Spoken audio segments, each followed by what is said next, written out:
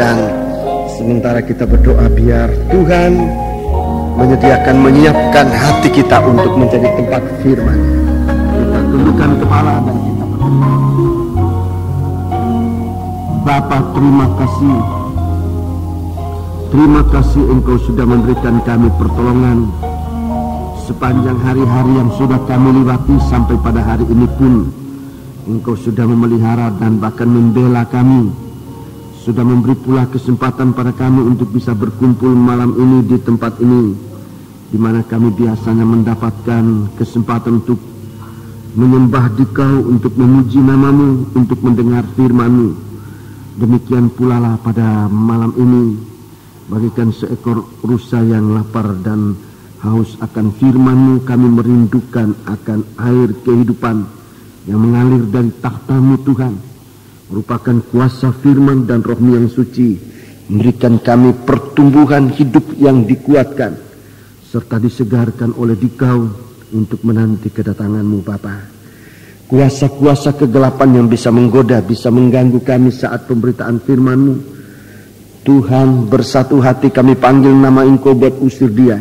Di dalam nama Tuhan Yesus Kristus, segala setan kami ikat, kami perintahkan kamu semua dalam nama Yesus pergi. Darah Yesus yang berkuasa. Terima kasih Tuhan. Biarlah Engkau buat kami menjadi umat-Mu yang dapat mengiring Dikau. Layakkan kami Tuhan berjalan bersama Dikau dalam perjalanan menuju kerajaan surga. Terima kasih Yesus. Haleluya. Dalam nama Yesus kami sudah berdoa. Amin.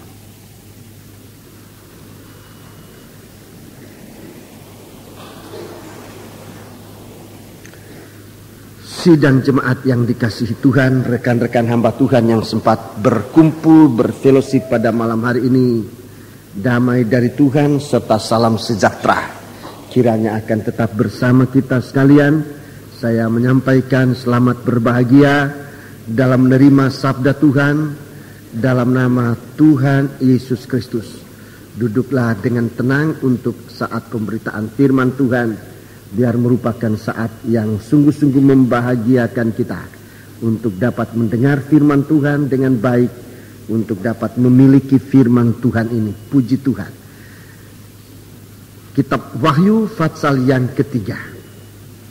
Kitab Wahyu Fatsal yang ketiga, kita membaca di sini merupakan pemilikan Tuhan.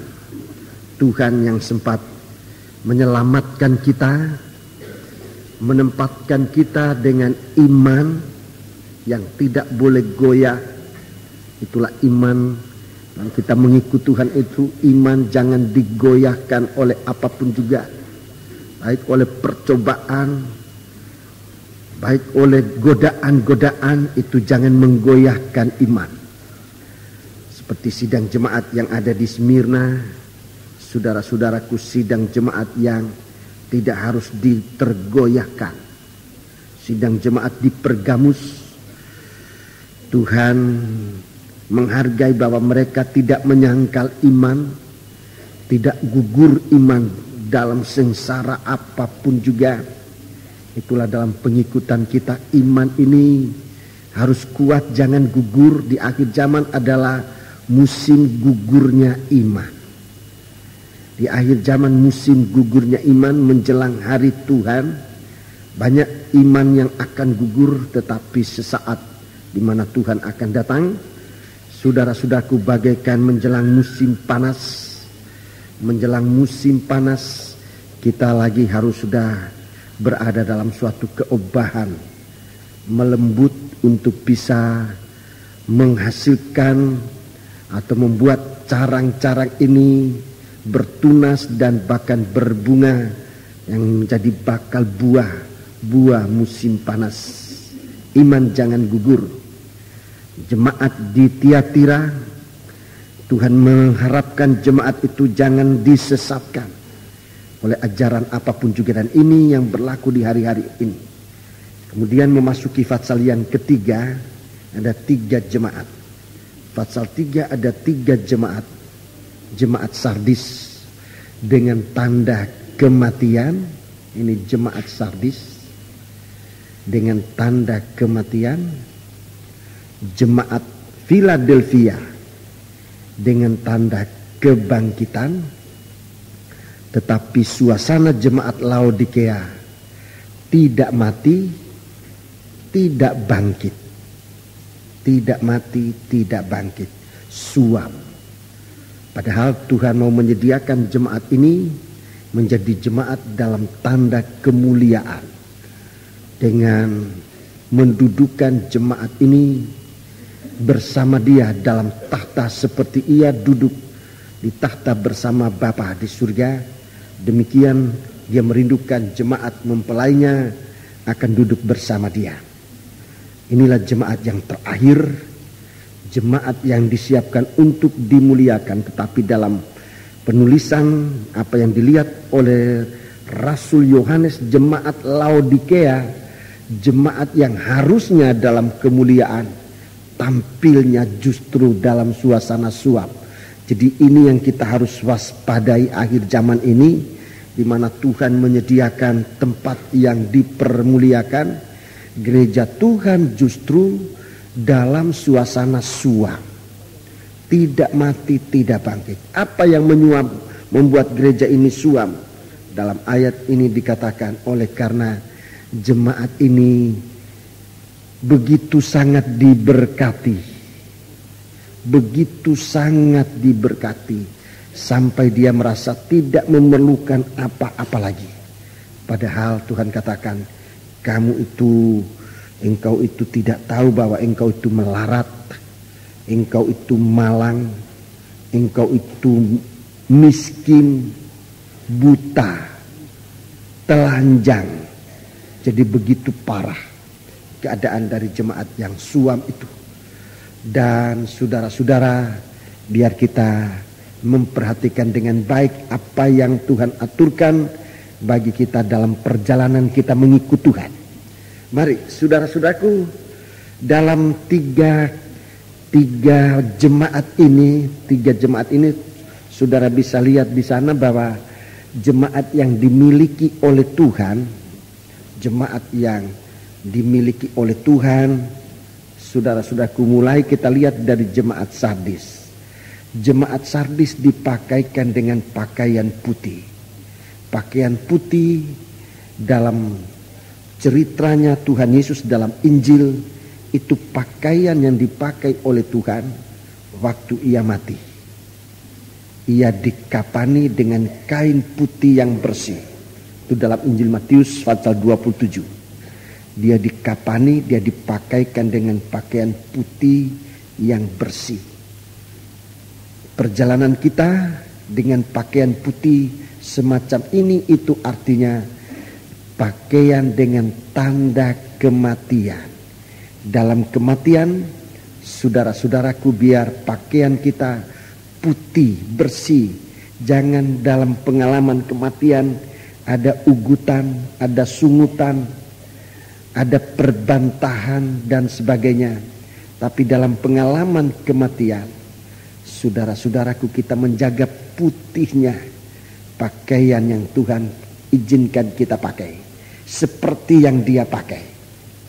Dalam pengalaman kematian, tepatnya saudaraku dalam 1 Petrus pasal 2, mulai ayat 19, dia meninggalkan jejak bagi kita supaya kita mengikuti jalan dari Dia. Saudara-saudaraku, Dia tidak berbuat dosa. Di dalam mulutnya tidak ada dosa. Waktu Dia dicerca, waktu Dia dihina, difitnah, Dia tidak melakukan dosa. Bahkan sampai pun Dia dicambuk, malah bilurnya menyembuhkan segala penyakit. Darah yang meleleh malah menghapuskan segala noda. Ini pengalaman kematian. Justru dalam pengalaman kematian, Tuhan ingin membangkitkan kita menjadi suatu kehidupan yang benar. Satu keadaan yang putih bersih, ini keadaan yang benar. Ini Tuhan ingin memakaikan gereja Tuhan dengan pakaian itu. Pakaian dengan tanda kematian, itu pakaian putih. dalam jemaat Philadelphia. Saudara lihat Alkitab saudara, Wahyu 3 ayat 7 sampai 13. Dalam perjalanan ini perjalanan kematian. Dia tidak punya kekuatan sendiri, kekuatanmu tidak seberapa. Tetapi justru dalam kita menyadari kekuatan kita tidak seberapa, di saat itu kuasa kebangkitan berjalan bersama kita. Sehingga pengalaman kematian, perjalanan salib yang kita ikuti itu akan berujung dengan di sana mahkota disediakan. Perjalanan Rasul Paulus dalam pelayanannya juga adalah perjalanan salib.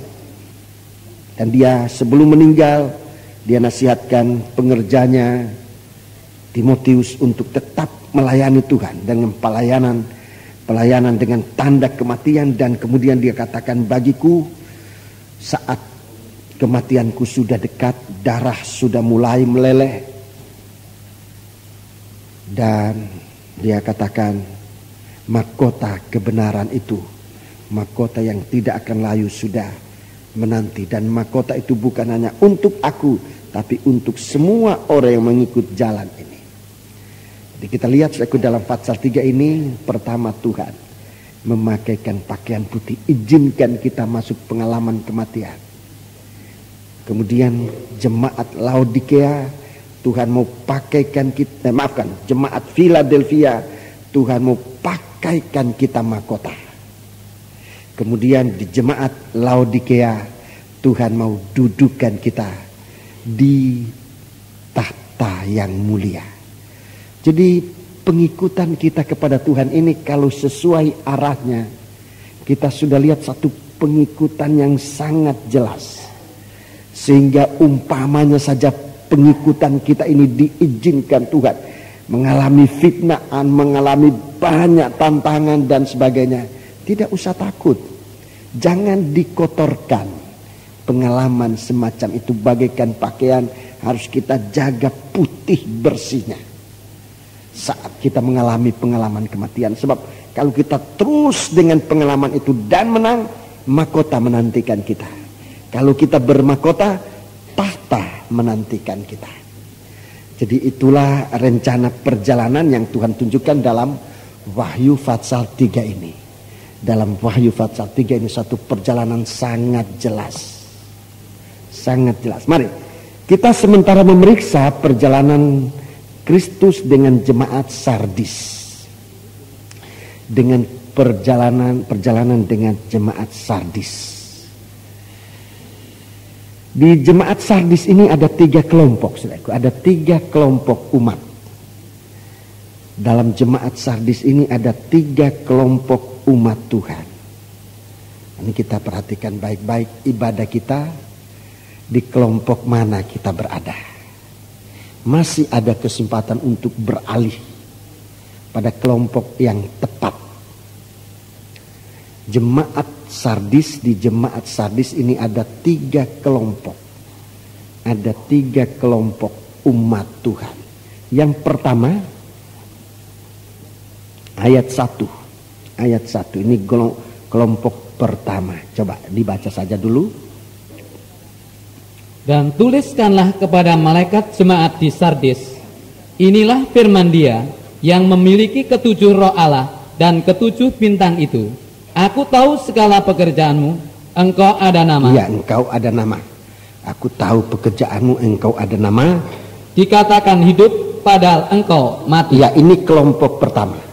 Ini kelompok mayoritas. Ini kelompok yang paling banyak. Ini kelompok yang paling banyak. Kelompok yang dikatakan hidup padahal mati. Ini kelompok pertama. Dikatakan hidup padahal mati. Celaka betul. Kelompok yang kedua. Kelompok yang kedua, ayat yang kedua. Bangunlah dan kuatkanlah apa yang masih tinggal, yang sudah hampir mati.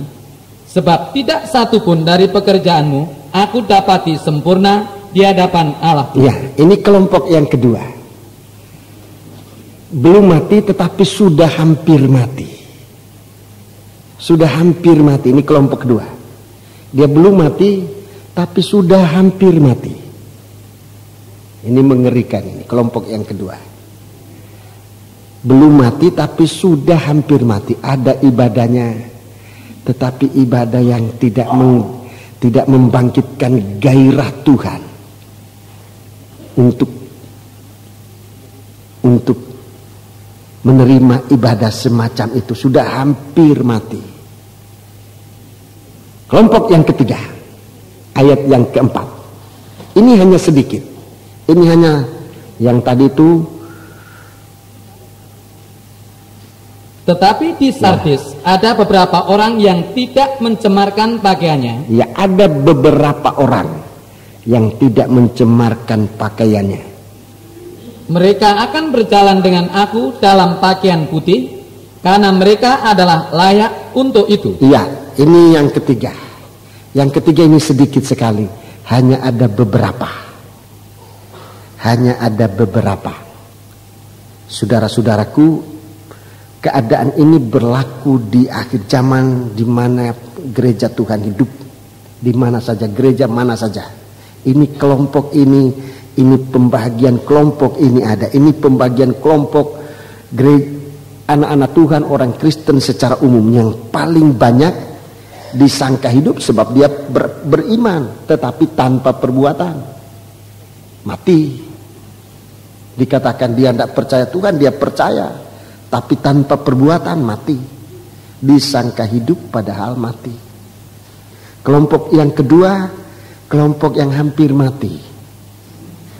Kelompok yang masih tinggal, ada kuatkanlah apa yang masih tinggal. Yang hampir mati, ya. Yang hampir mati. Ini tidak begitu banyak. Kemudian kelompok yang ketiga ini sangat sedikit, hanya ada beberapa. Di dalam Injil Matius pasal 8, dalam Injil Matius pasal 8, Injil Matius pasal 8, di sana diceritakan tentang mengikut Yesus, ya. Kita menemukan 3 kelompok ini.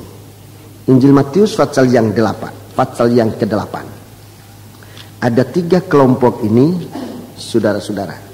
Ada 3 kelompok ini yang mengikut Yesus. Mari kita baca ayat 18 sampai dengan ayat yang ke-27. Ayat 18 sampai dengan 27. Mari kita lihat ini kelompok. Ketika Yesus melihat orang banyak mengelilinginya, ia menyuruh bertolak ke seberang. Iya, jadi suatu perjalanan jelas melewati lautan untuk menyeberang. Lalu datanglah seorang ahli Taurat dan berkata kepadanya. Ya, ahli Taurat ini punya kelompok. Ahli Taurat ini kelompoknya ahli Taurat, orang Farisi, ahli Taurat, orang Farisi, para kepala-kepala imam, para tua-tua Israel. Ini kelompok ahli Taurat. Ini kelompok ini banyak, saudaraku. Ini kelompok banyak. Kelompok ahli Taurat, kelompok yang ibadahnya sistem Taurat dan peraturan. Ini kelompok yang paling banyak. Rapih. Kelihatannya rapi tetapi peraturan.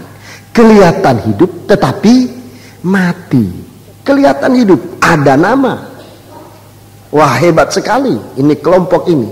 Kelompok ahli Taurat, orang Farisi, saudara-saudaraku, kepala-kepala imam yang begitu teratur peraturannya, cara ibadahnya, tata tertibnya luar biasa. Dikatakan hidup indah, tapi setelah diperiksa oleh Tuhan mati. Mari dengarkan. Guru, aku akan mengikut engkau kemana saja engkau pergi. Jadi ada kerinduan untuk ikut Tuhan.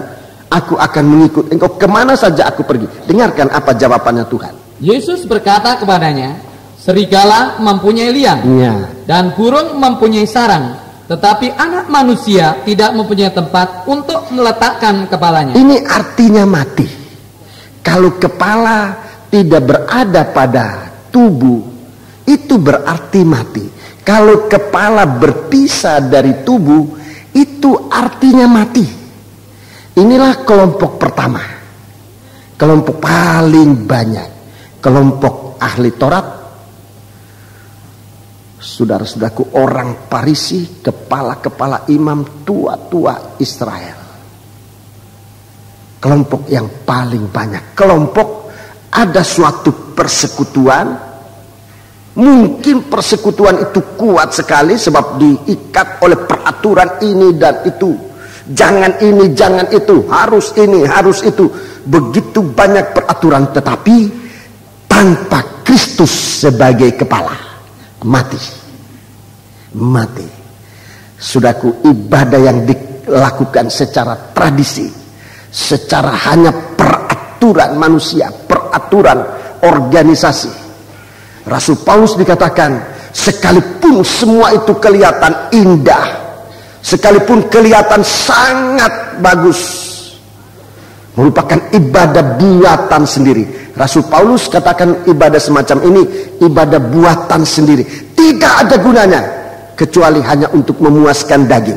Saudara taruh tanda pada Injil Matius ini, saya tunjukkan ayat ini, Kolose pasal 2. Kolose pasal 2. Ini satu ibadat tanpa kepala, tanpa Kristus sebagai kepala.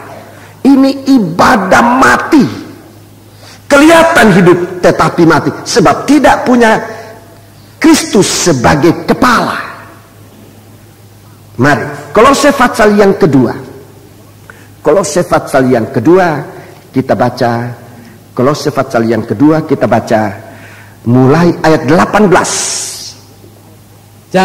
Janganlah kamu biarkan kemenanganmu digagalkan oleh orang yang pura-pura merendahkan diri dan yang beribadah kepada malaikat. Iya, jadi ini ibadah ini banyak kali kelihatan hebat. Terus serta berkanjang pada penglihatan-penglihatan. Ya, seperti ada penglihatan-penglihatan tapi tanpa alasan. Dan tanpa alasan membesar-besarkan diri oleh pikiran yang duniawi. Kita dengar 19. Sedang ia tidak berpegang teguh kepada kepala. Ya, jadi ini ibadat tanpa Kristus sebagai kepala. Begitu tertib, begitu teratur, saudara-saudaraku. Tetapi tanpa Kristus sebagai kepala, ibadat tanpa Kristus sebagai kepala, terus dari mana seluruh tubuh yang ditunjang dan diikat menjadi satu oleh urat-urat dan sendi-sendi menerima pertumbuhan ilahinya. 20. Apabila kamu telah mati bersama-sama dengan Kristus dan bebas dari roh-roh dunia, mengapakah kamu menaklukkan dirimu pada rupa-rupa peraturan seolah-olah kamu masih hidup di dunia? Jangan jama ini. Ini aturan-aturan, jangan ini. Jangan kecap itu. Terus jangan sentuh ini. Ini Taurat. Ini sistem Taurat. Ini ibadah sistem kebiasaan. Jangan ini, jangan itu. Terus semuanya itu hanya mengenai barang yang binasa. Semua itu hanya mengenai perkara dunia, barang yang binasa. Oleh pemakaian dan hanya menurut perintah-perintah dan ajaran-ajaran manusia. Ini ibadah macam ini. 23.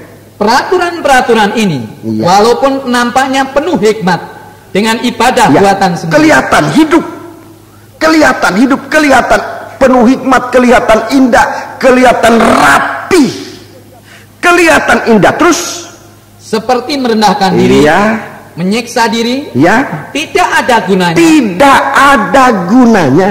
Kalau Alkitab bilang tidak ada gunanya, benar-benar tidak ada gunanya. Tidak ada gunanya selain untuk memuaskan daging. Tidak ada gunanya, hanya untuk memuaskan daging. Itu pun bukan suatu guna.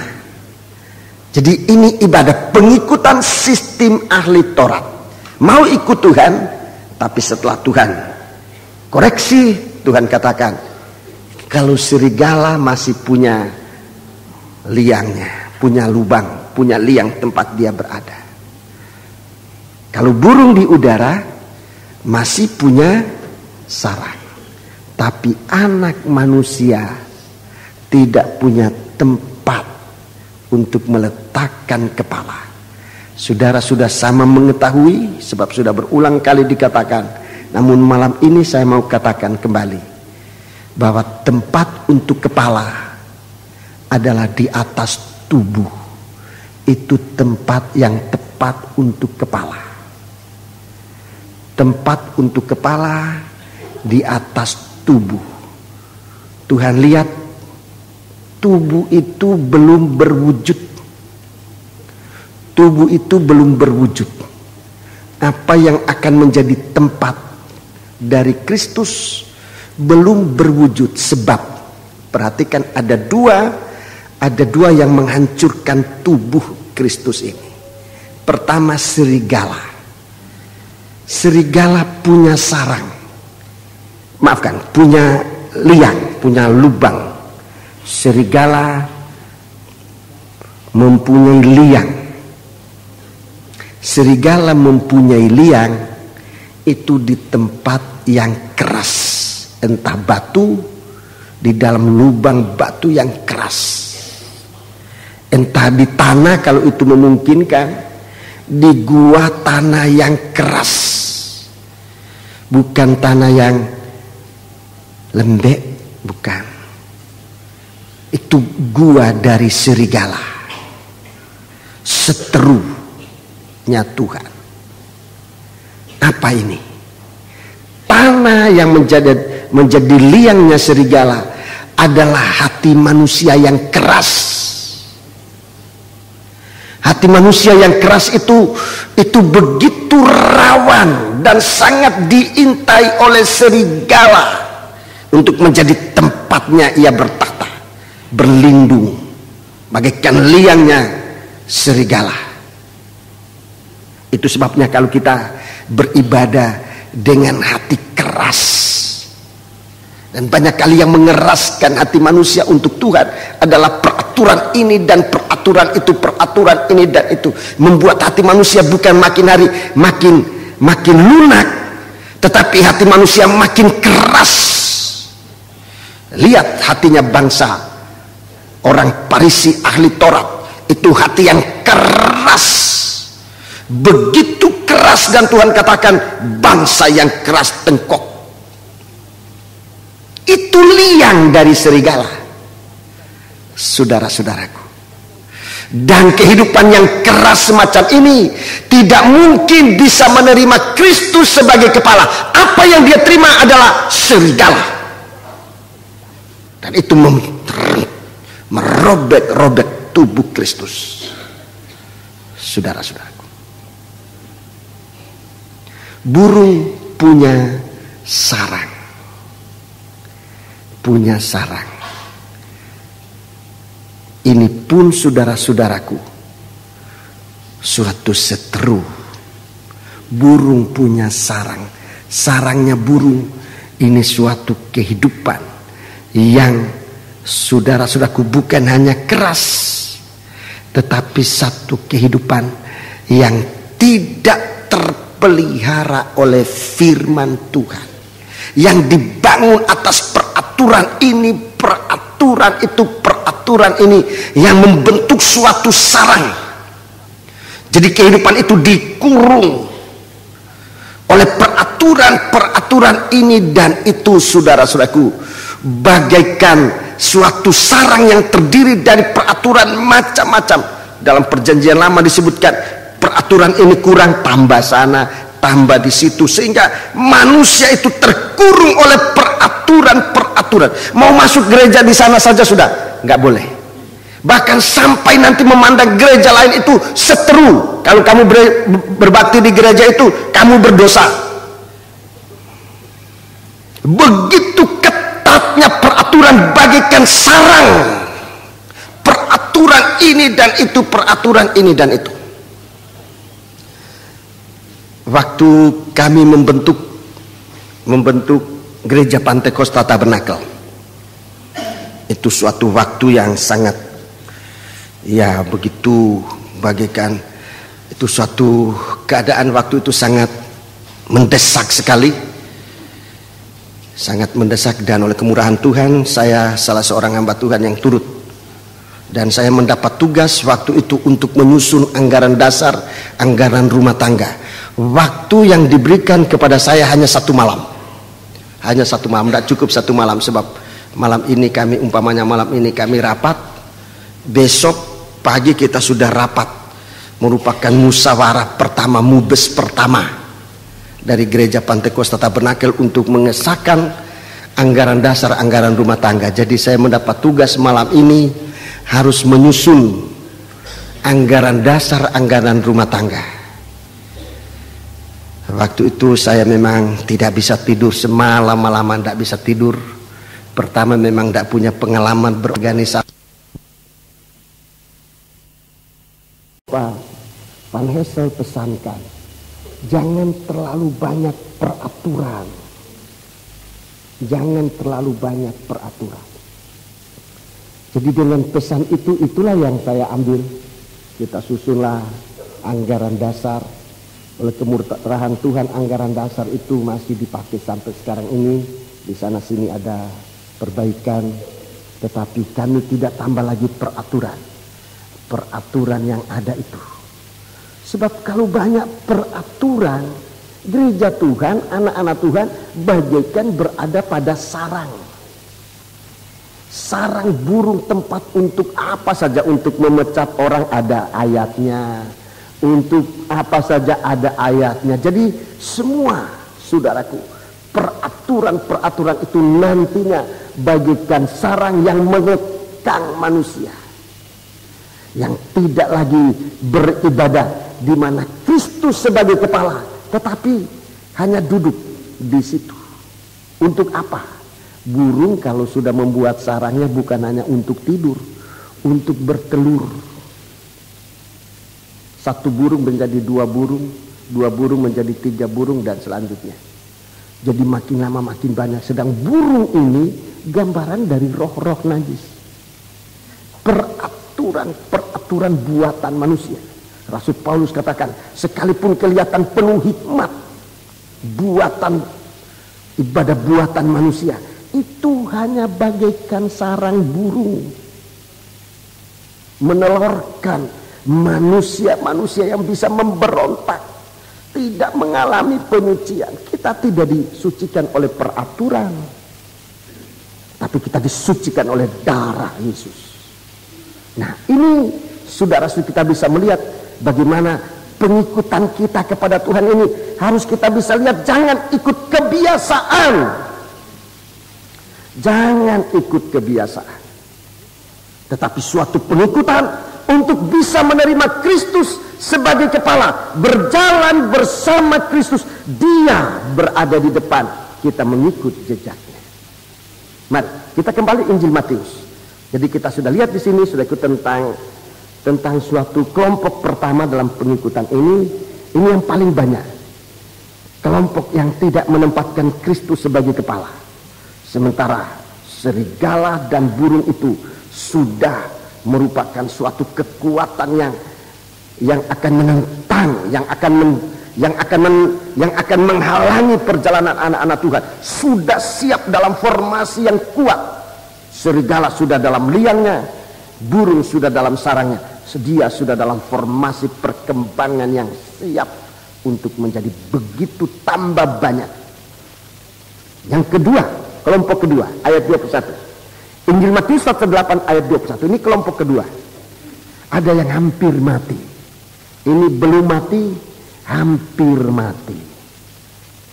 21. Seorang lain, yaitu salah seorang muridnya, ya, berkata kepadanya. Ini murid, ini mengikut, ada tanda kegiatan, sebab dia murid, ikut Tuhan.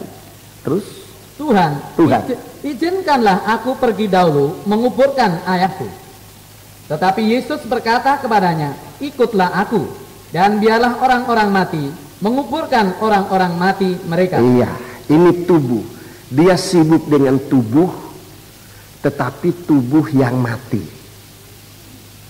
Ini murid, pelayanan melayani tubuh. Pelayanan tubuh. Tubuh bicara tubuh Kristus, tetapi ini tubuh yang mati. Kepala tidak bisa, kepala yang hidup tidak bisa menjadi kepala dari tubuh yang mati ini.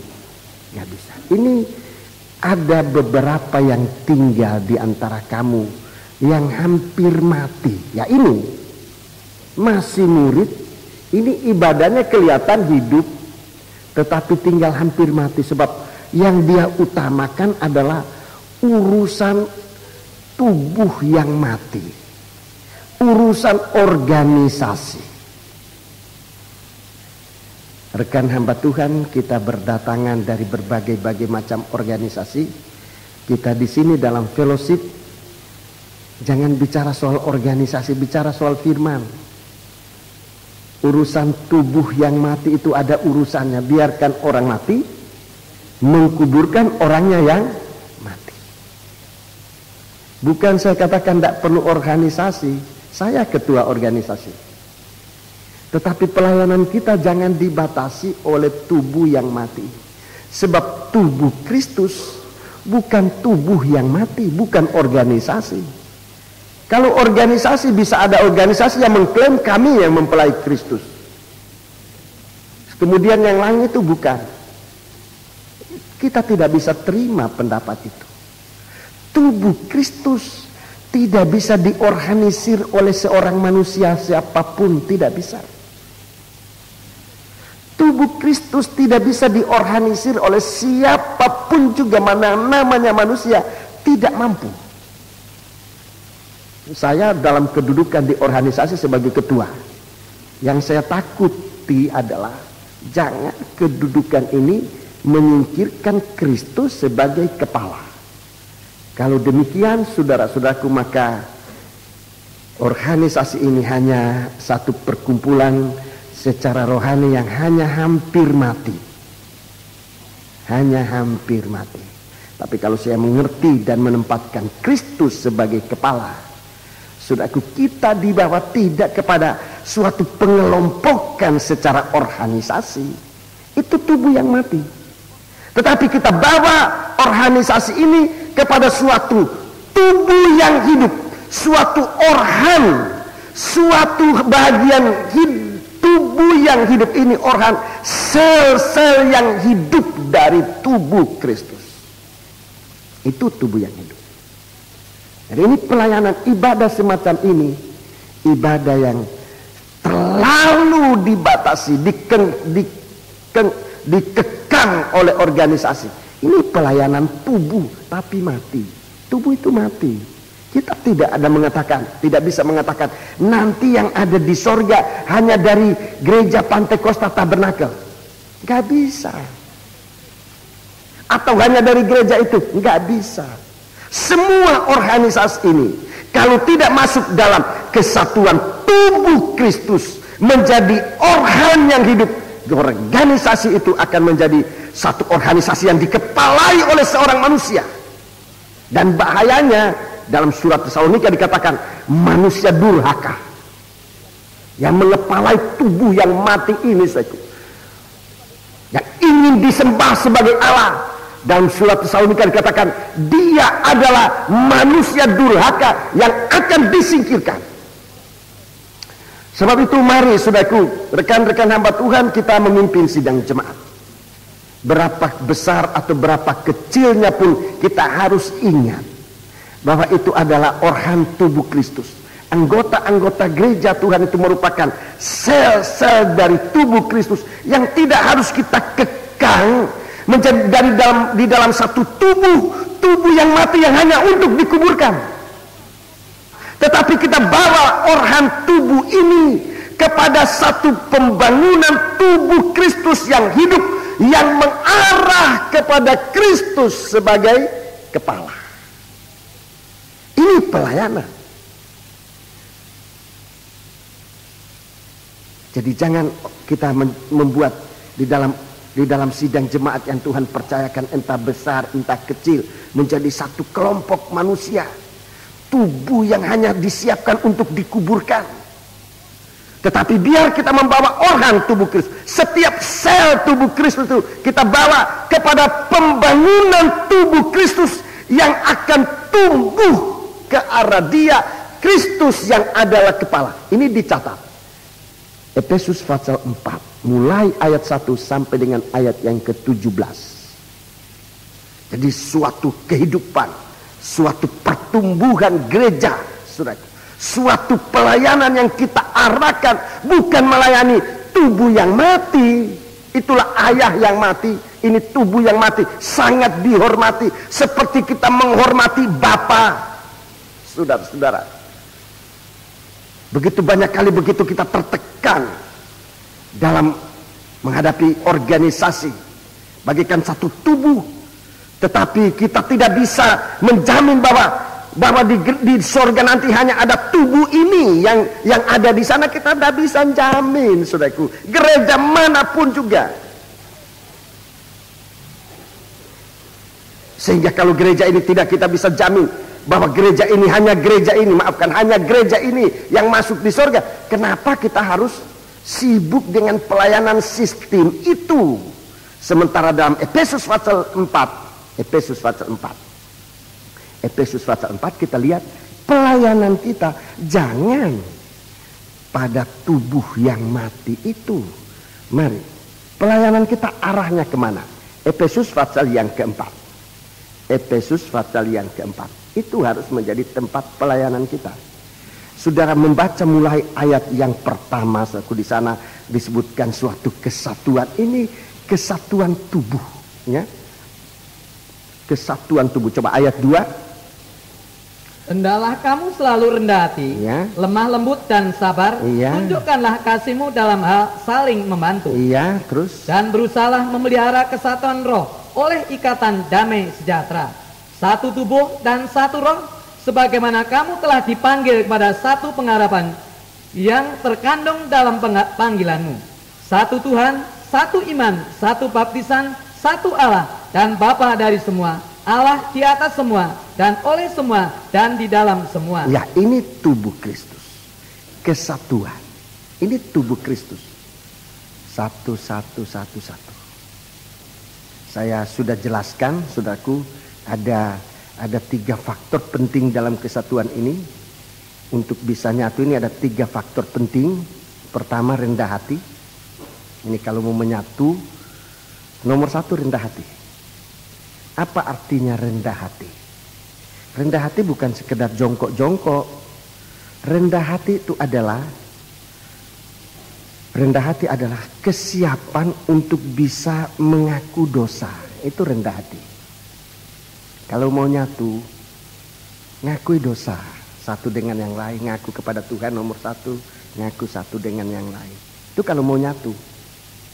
Sebab kalau ada dosa yang disembunyikan, dosa itu memecah belah. Itu dosa. Tidak bisa nyatu. Kalau dosa itu ada, hubungan dengan Tuhan putus. Apa yang memutuskan hubungan kita dengan Tuhan adalah dosa.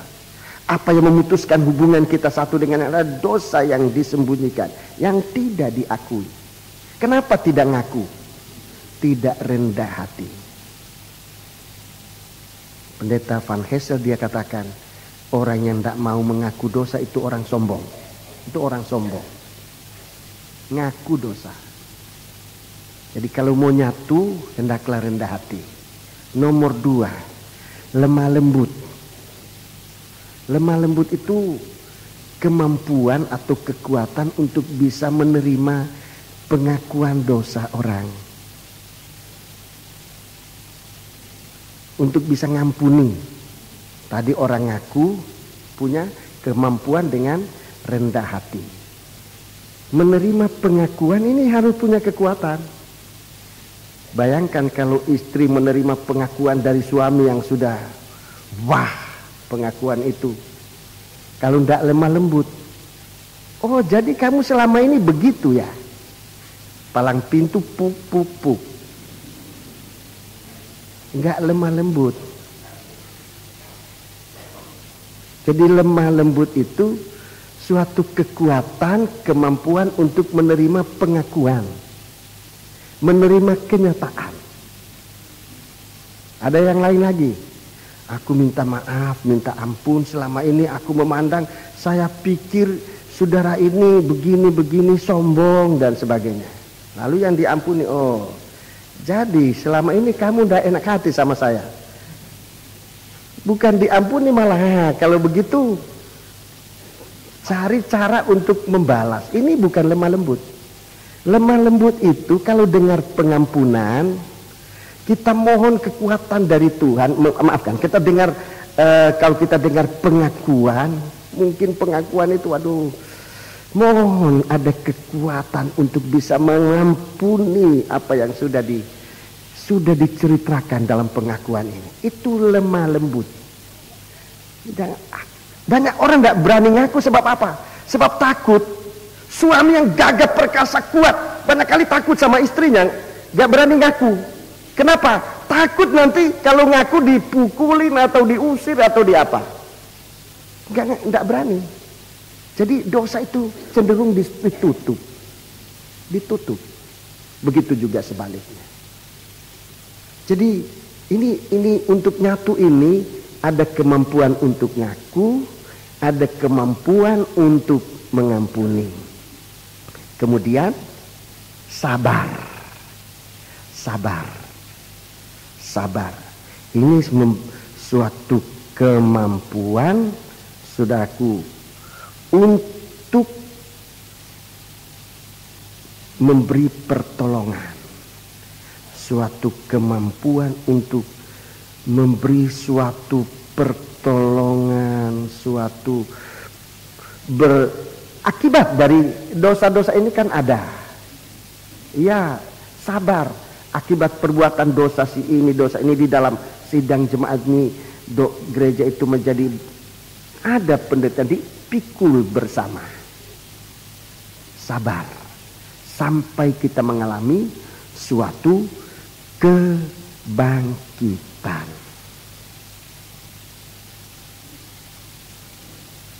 Untuk membantu. Ini sabar. Jadi kita mendengar pengakuannya tadi. Dia begini, dia ada dalam kesulitan. Jangan malah dihukum, dibantu. Supaya dia bisa keluar dari kesulitan itu. Ada banyak macam, saudaraku, yang sudah mengikat manusia berdosa itu. Sehingga manusia itu tidak bisa keluar dari ikatan itu. Kalau dia sudah ngaku, kesabaran. Pertama, lemah lembut itu mengampuni dia. Kemudian kesabaran untuk membantu dia bisa keluar dari dosanya yang ia sudah akui itu. Jadi ini saya tidak mau bicara banyak soal ini, saudaraku. Saya mau lanjutkan tentang tubuh yang hidup itu ya. Jadi ini dasar persekutuan. Kemudian dikerjakan dalam ayat yang ke-7. Ada karunia, ada kasih karunia. Yang kemudian kita sebut juga karunia Roh Kudus. Ada jabatan-jabatan Roh Kudus. Dan ayat 11, kita baca ayat 11. Ayat 11. Ini tubuh yang hidup, saudaraku ya. Ayat 11. Dan ialah yang memberikan baik rasul-rasul. Ya, rasul-rasul dengan rasul-rasul ini rasul punya karunia, rasul punya karunia hikmat. Ini rasul ada karunia hikmat terus. Maupun nabi-nabi. Nabi-nabi karunianya nubuat. Terus baik pemberita Injil. Penginjil karunianya iman, kuasa, mujizat. Ini karunia seorang penginjil. Kalau penginjil hanya namanya tanpa karunia, kasihan. Sangat kasihan. Kalau penginjil itu ada karunia iman, ada karunia mujizat, ada karunia kesembuhan dan sebagainya. Untuk bisa melakukan tugas penginjilannya. Ada karunia. Apalagi? Maupun gembala-gembala. Gembala-gembala. Karunianya memberikan karunia menimbang roh. Bisa menasihati. Bisa mengarahkan. Menuntun. Memimpin. Ini karunia seorang gembala. Dia sangat sensitif. Saudara-saudara. Sangat peka. Sehingga dia bisa menimbang. Dia bisa menimbang. Dia bisa menasihati. Ini karunia seorang gembala. Kalau gembala, saudaraku, tidak begitu, dia tidak bisa berbuat apa-apa sebagai gembala. Langsung. Dan pengajar. Ya, ini guru. Guru punya karunia namanya makrifat, pengetahuan. Guru kalau dia menerangkan Alkitab, menerangkan firman, ayat-ayat, begitu jelas. Dia punya pengetahuan. yang luas terhadap firman. Itu guru. Itu guru yang betul. Dia mengajar. Mengajar dari apa? Dari makrifat, pengetahuan yang ia miliki tentang firman Allah.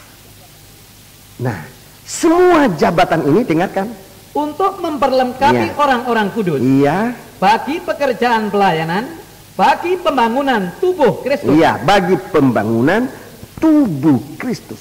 Jadi semua jabatan di dalam tubuh Kristus itu harus punya arah pelayanan, bukan kepada tubuh yang mati. Kalau kita diangkat oleh Tuhan dalam jabatan masing-masing, jangan pelayanan ini diarahkan kepada tubuh yang mati, untuk pelayanan menguburkan tubuh yang mati. Gembala menguburkan sidang jemaat, penginjil menguburkan, semua menguburkan tubuh yang mati. Sudah ada orang beriman, orang percaya datang, diterima untuk dikuburkan. Izinkan kami lebih dahulu menguburkan ayah kami yang mati. Kita sebagai hamba-hamba Tuhan bukan untuk menguburkan, bukan, untuk melayani pembangunan tubuh Kristus. Ini tubuh yang hidup, organ yang hidup dari tubuh Kristus. Jadi mulai dari penginjil dia melayani, mencari jiwa-jiwa, dapat jiwa oleh kuasa, oleh karunia yang dia terima. Dia sebagai penginjil. Saudara-saudaraku, jiwa-jiwa yang sudah dimenangkan ini jangan dikuburkan. Jangan dikuburkan. Serahkan kepada sesama anggota tubuh Kristus dengan jabatan-jabatan yang dipakai untuk pembangunan tubuh Kristus. Serahkan kepada gembala. Gembala itu yang menggembalakan. Ada penginjil yang mengembalakan, tapi memang agak sulit, sebab gembala itu dia tinggal di tempat. Itu gembala. Sedang penginjil pergi-pergi. Jadi agak sulit seorang penginjil menjadi seorang gembala. Bukan saya larang, tidak, tapi ada kesulitan. Sebab dari kegiatan ini sangat berbeda. Seorang penginjil dia tidak bisa di satu tempat, dia harus ke sana kemari karena dia penginjil. Tapi seorang gembala berada di tengah-tengah domba. Bayangkan kalau gembala hari ini di sini, besok di Australia, lusa di Amerika, 1 tahun baru datang sekali itu gembala. Bayangkan bagaimana domba-domba itu terkubur. Jangan kuburkan domba ini, serahkan kepada gembala. Gembala dia menggembalakan, dia menekuni di situ. Dalam penggembalaan, guru ini harus, seorang guru dia mengkuatkan iman sidang jemaat. Seorang gembala di dalam ayat ini, seorang gembala juga seorang guru, harusnya demikian. Gembala dan pengajar. Coba dalam ayat yang ke-11, di situ gembala-gembala dan pengajar-pengajar. Memang ini sebaiknya demikian.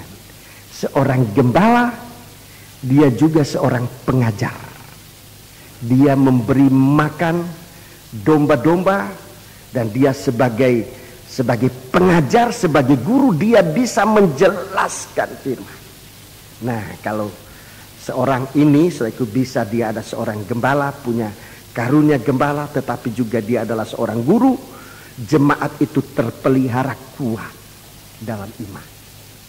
Kuat dalam iman. Begitu. Tetapi semua ini arahnya kepada pembangunan tubuh Kristus. Sekarang saya mau singkatkan.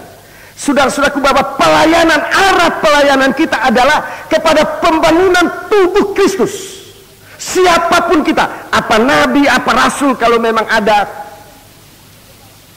atau guru, atau penginjil, atau gembala, pelayanan kita harus diarahkan kepada pembangunan tubuh Kristus yang didewasakan. Coba ayat 13. sampai kita semua telah mencapai kesatuan iman dan pengetahuan yang benar tentang anak Allah, kedewasaan penuh dan tingkat pertumbuhan yang sesuai dengan kepenuhan Kristus.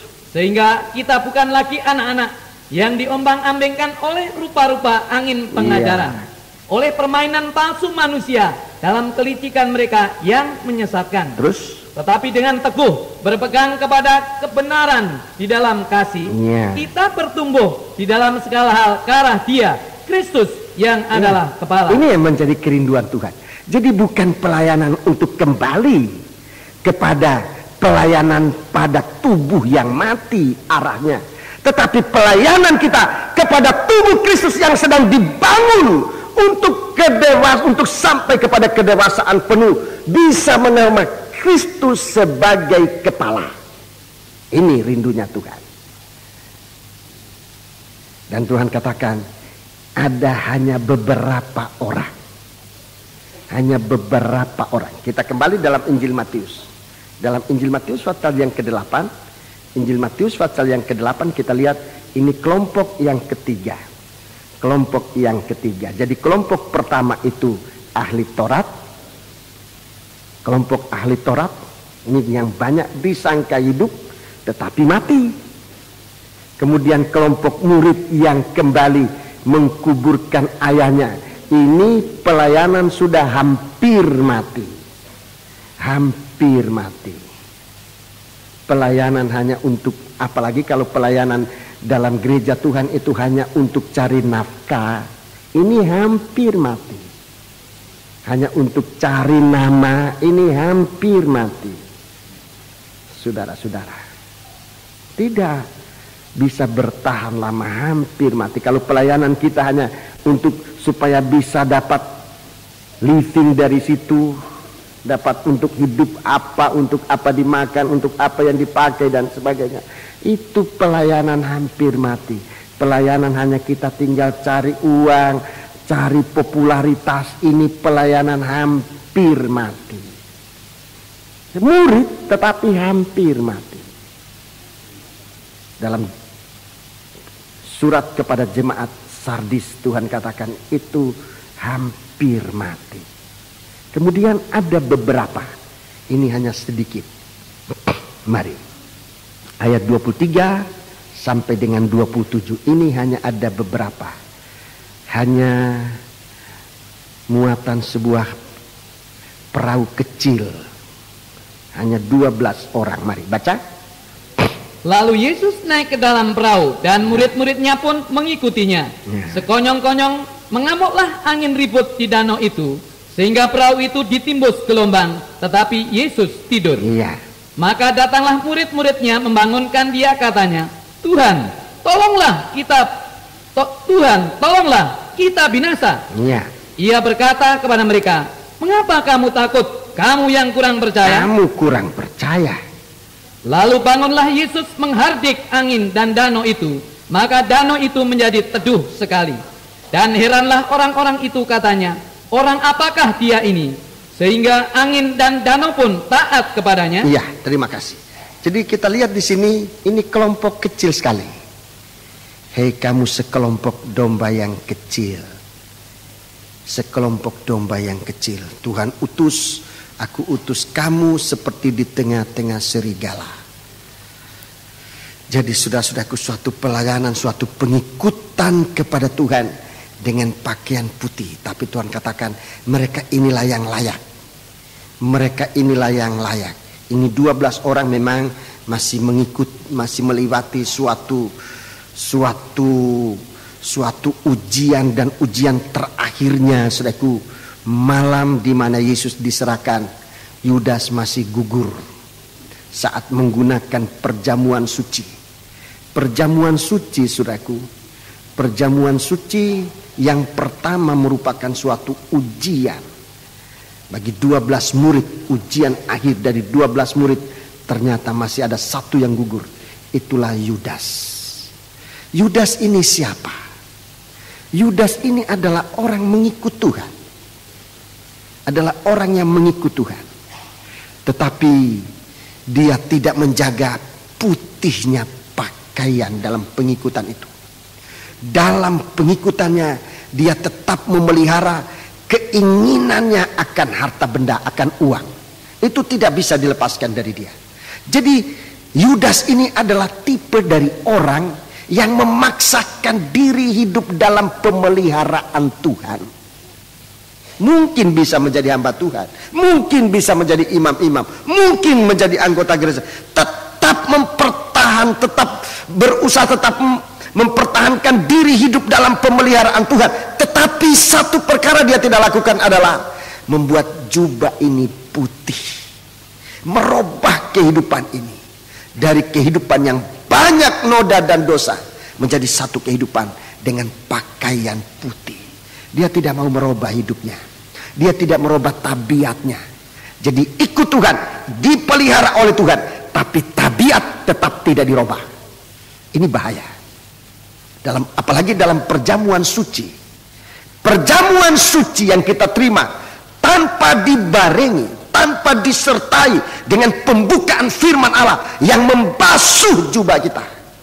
Saudara-saudaraku, menjadi seperti Yudas. Kemudian apa yang menjadi perjamuan suci? Sikap itu sikap yang salah. Setelah saudara mendengar penjelasan ini, saudara-saudaraku, bukan harus takut menolak perjamuan suci. Sebab menolak perjamuan suci itu sama dengan menolak tubuh dan darah Kristus. Itu sama dengan menolak keselamatan. Akhirnya saudara binasa juga. Atau, wah kalau begitu terima saja supaya hidup. Tuhan katakan lewat Rasul Paulus, kamu menerima perjamuan suci tanpa membedakan tubuh Kristus, tubuh dan darah Kristus.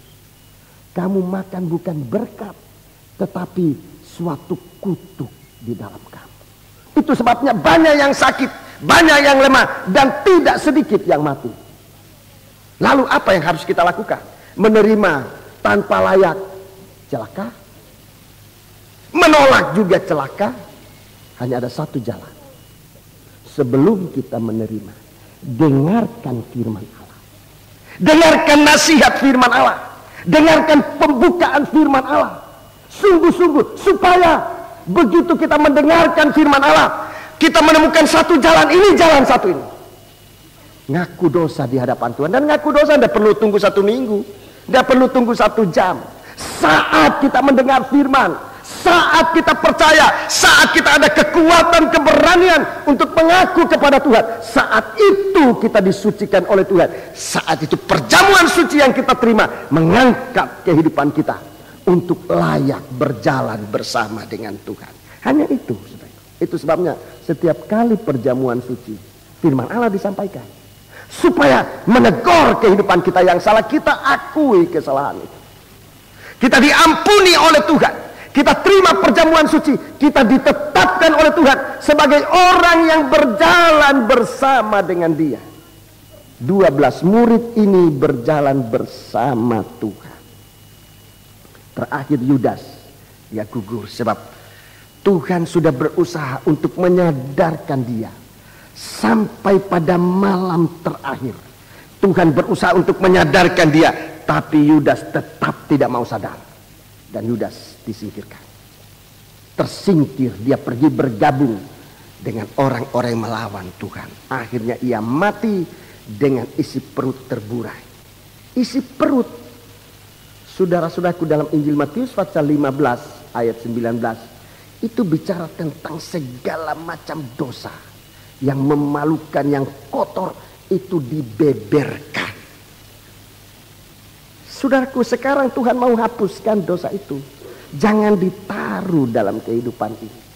Tapi Tuhan mau sucikan kita supaya lewat makan tubuhnya, minum darahnya, kita masuk dalam tubuh yang hidup, yang akan dipakaikan oleh Tuhan dengan pakaian putih, yang akan dijadikan oleh Tuhan, dipakaikan oleh Tuhan dengan mahkota dan menjadi sokong guru dalam rumah Allah, dan kemudian didudukkan oleh Tuhan di atas tahta. Itu kerinduan Tuhan.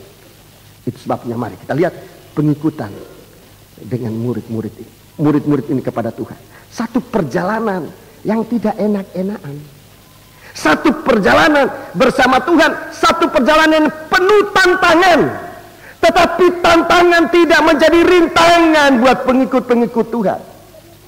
Ada kesulitan, tapi kesulitan tidak bisa merintangi. Ada godaan, tapi godaan tidak bisa membuat kita menyimpang dari pengikutan kita kepada Tuhan.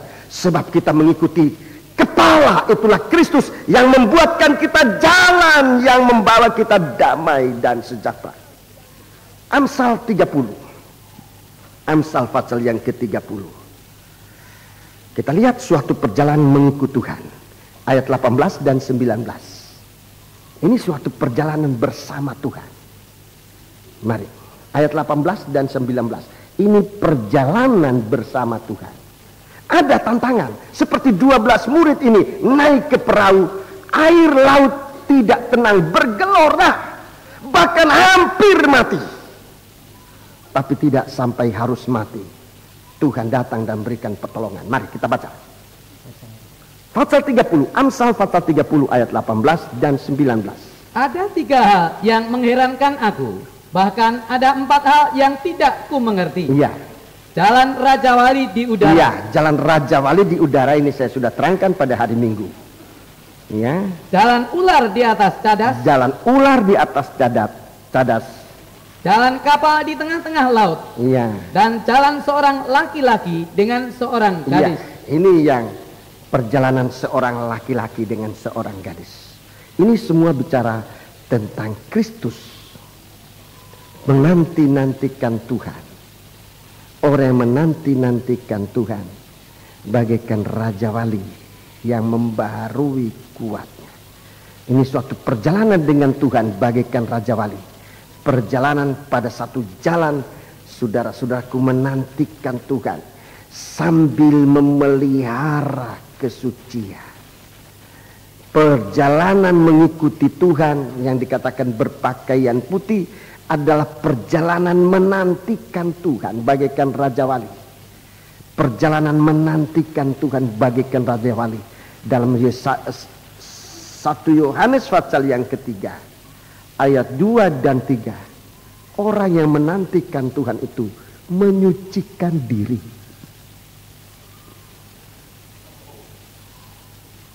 Yesaya 40, Raja Wali. Orang menantikan Tuhan bagaikan Raja Wali, membaharui kuatnya. Saudara-saudara, jadi ini orang berjalan bersama Tuhan, bukan semakin lama semakin lelah. Semakin hari semakin kita dikuatkan oleh Tuhan. Tetapi ada tantangan. Di udara, perjalanan di udara ini bukan tanpa tantangan, saudaraku. Perjalanan burung di udara itu bukan tanpa tantangan. Kita sudah dengar dalam Efesus pasal 2. Di udara itu ada roh-roh durhaka. Penguasa udara dengan roh-roh durhaka yang menguasai manusia. Saudara-saudara, itu roh-roh setan. Ada tantangan. Mengikuti Tuhan ini ada tantangan. Di udara ada roh penguasa udara yang membuat manusia durhaka. Tapi Tuhan memberikan kita kemampuan untuk menang atas itu lewat kuasa, lewat kasih sayangnya. Ini, jadi perjalanan di udara ada tantangan, roh-roh di udara. Seperti ular di atas cadas, perjalanan ular di atas cadas. Ini perjalanan salib, sakit buat daging. Sakit buat daging. Perjalanan di atas cadas ini. Tetapi bagi Tuhan indah sekali. Apalagi kalau kita membawa berita perdamaian. Betapa indahnya bekas kaki orang yang membawa berita perdamaian itu. Berita Injil Tuhan. Satu perjalanan yang benar-benar susah, sengsara. Sebab cadas ini bicara tentang salib. Daging ini, saudara-saudaraku, merupakan suatu hal yang menjadi lawan dalam pengikutan kepada Tuhan. Dalam kitab Wahyu pasal 13 merupakan binatang buas yang keluar. Binatang buas yang keluar dari bumi. Itulah roh-roh yang menyesatkan, guru-guru palsu yang menyesatkan. Wahyu pasal 13 mulai ayat 13.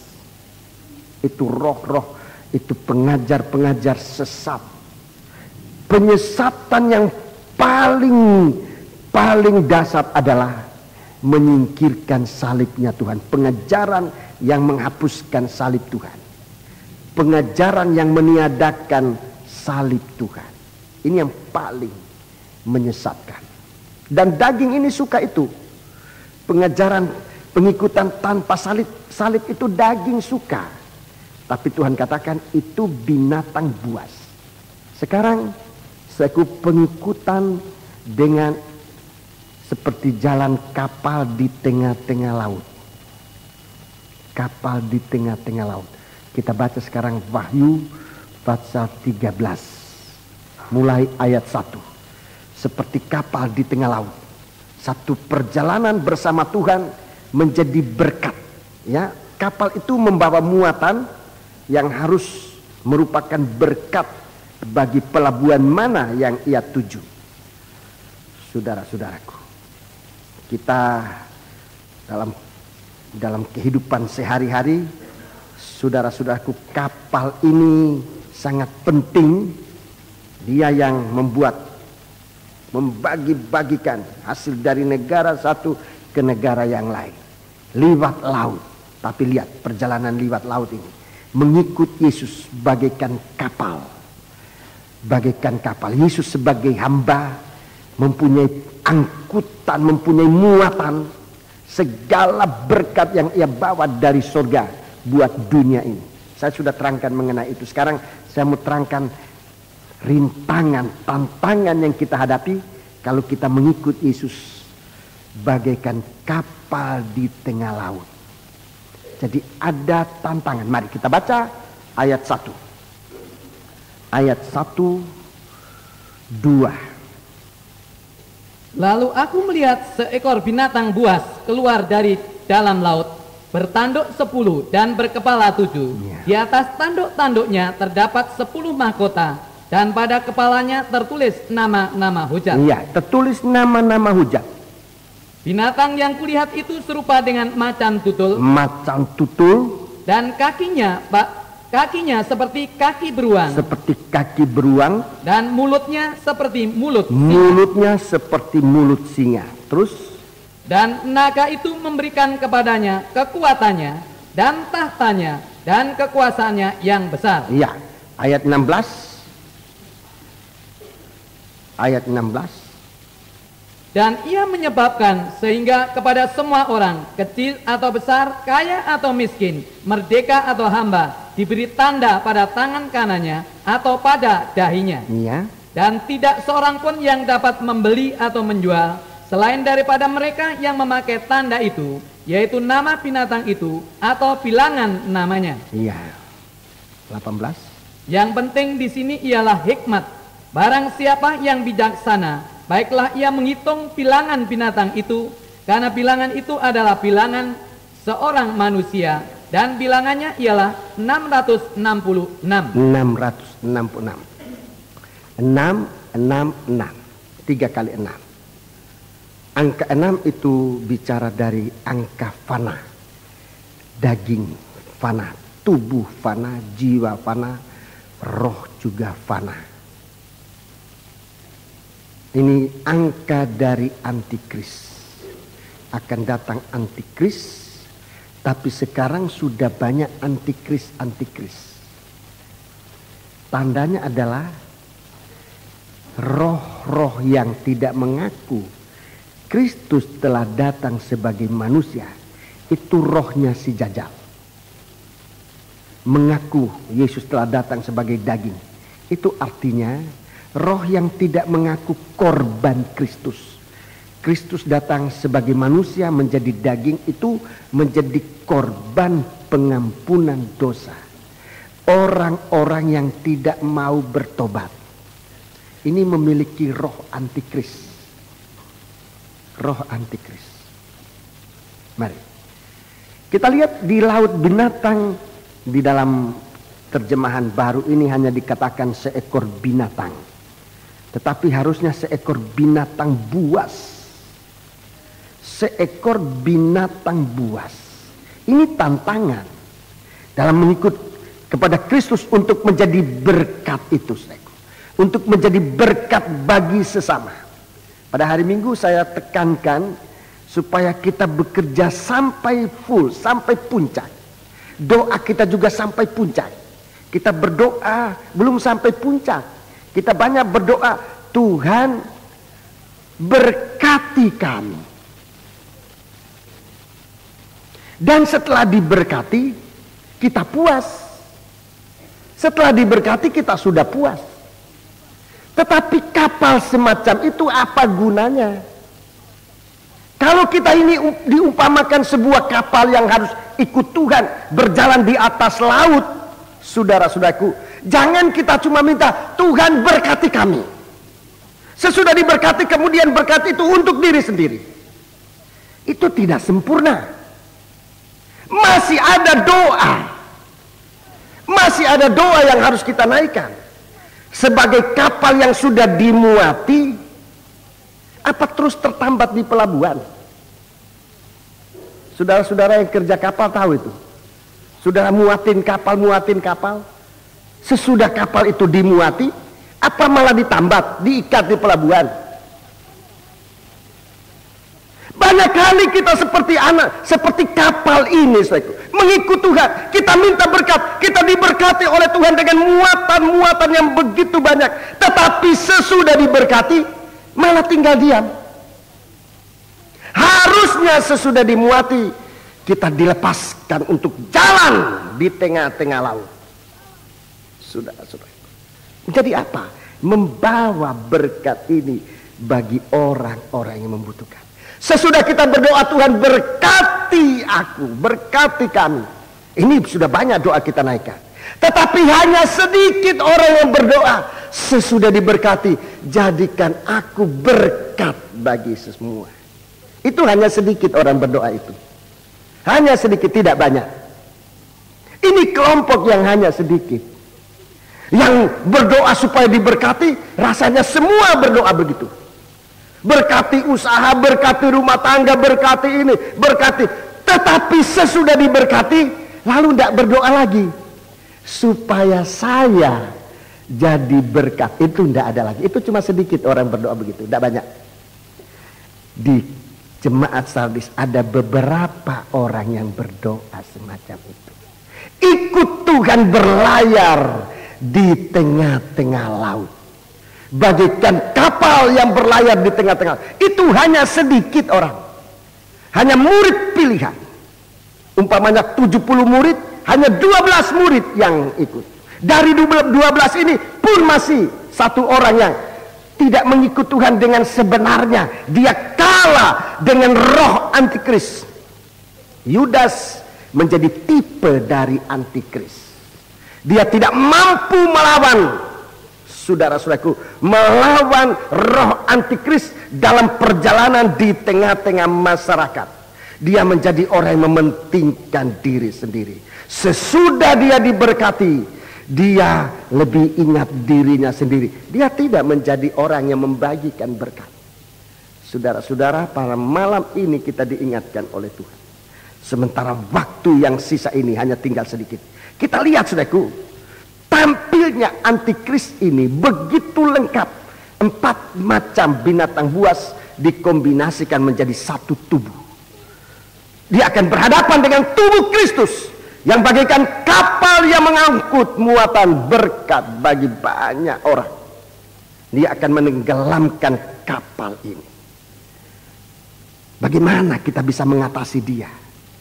Bagaimana kita bisa mengatasi antikris ini? Sementara kita lihat, dia bagaikan macan tutul. Ini macan tutul. Macan tutul ini begitu cepat. Ini macan tutul, begitu cepat, menggunakan kecepatan begitu cepat. Ini macan tutul. Lah kita ibadah aja banyaknya yang terlambat daripada yang datang tepat. Saudaraku, kalau kita melihat suasana ini kita kalah sama macan tutul. Mau jadi hamba Tuhan nanti kalau sudah besar, sudah tua. Mau berkorban tunggu kaya dulu. Kalau aku kaya aku bisa berkorban. Orang berkorban bukan soal kaya miskin, bukan. Bukan soal kaya miskin. Orang berkorban adalah dari hati yang mengasihi Tuhan. Itu bukan dari kaya miskin. Banyak kali orang mengatakan, kalau aku ada berkat saya berbuat itu. Setelah dapat berkat lupa. Ini umumnya begitu orang. Umumnya begitu. Orang berkorban itu dari hati. Orang Tuhan bilang seorang janda yang miskin memberi begitu sedikit. Tetapi Tuhan katakan dia memberi yang paling banyak. Semua kehidupannya. Dari hatinya yang mengasihi Tuhan. Itu korban. Jadi jangan nunggu. Saudara-saudara. Kalau kita mau lakukan apa. Begitu kita digerakkan oleh Tuhan. Jangan ditunda. Sebab antikris begitu cepat. Begitu kita nunda. Iblis datang. Dia stop. Dia robah hati. Waktu kita diberkati, iblis sudah di situ. Dia cepat, sebab dia bagaikan macan tutul, begitu cepat. Dia tahu hatinya manusia. Orang ini nanti kalau diberkati dia akan berkorban. Begitu korban datang, sebelum korban datang dia sudah ada. Sehingga dia robah lagi hati manusia. Mau jadi hamba Tuhan juga begitu. Mau ikut Tuhan juga begitu cepat. Jadi kalau kita beri waktu kepada setan, antikris ini akan gunakan kesempatan. Dia bagaikan macan tutul, selalu mau mendahului. Kalau kita terlambat, saudaraku, bahaya sekali. Ini tadi saya katakan cuma sekedar contoh. Tetapi berarti. Kemudian seperti kaki beruang. Dulu sekali, sekarang sudah tidak pernah lagi. Dulu sekali, sudah lama. Saya pernah ke kebun binatang dulu entah berapa tahun yang lalu itu. Mungkin lebih dari 20 tahun, 30 tahun lalu itu. Kebun binatang di Surabaya itu. Saya lihat beruang itu dengan kakinya. Kebetulan waktu itu beruang itu sedang merobek-robek tembok batu bata. Dia garuk dengan tangannya. Wah, saya lihat begitu hebat, kuat kakinya beruang. Apa saja dia bisa hancurkan. Ini kaki beruang, kuat. Macan tutul cepat. Ini sifat dari setan, dari antikris, cepat. Dan kalau dia sudah menangkap, dia akan merusak. Dia akan menginjak-injak. Wahyu 12, dia akan menginjak-injak orang-orang yang ada kesaksian Yesus. Ada firman tetapi tidak menyembah Tuhan. Wahyu 11 juga disebut begitu. Dia akan menginjak. Ini dengan kaki beruang. Mulutnya seperti mulut singa. Mulutnya seperti mulut singa. Ini mulut singa bukan hanya ada gigi, tapi dari mulut singa ada suara yang mengaum. Yang merontokkan kekuatan mangsanya. Kalau singa sudah mengaum, dan perjanjian lama dikatakan siapa tidak merasa takut. Musuhnya sudah menjadi gugur imannya, rontok semua dia punya semangat. Jadi lemah, baru diterkam. Itu singa. Mulutnya membuat orang lemah. Coba.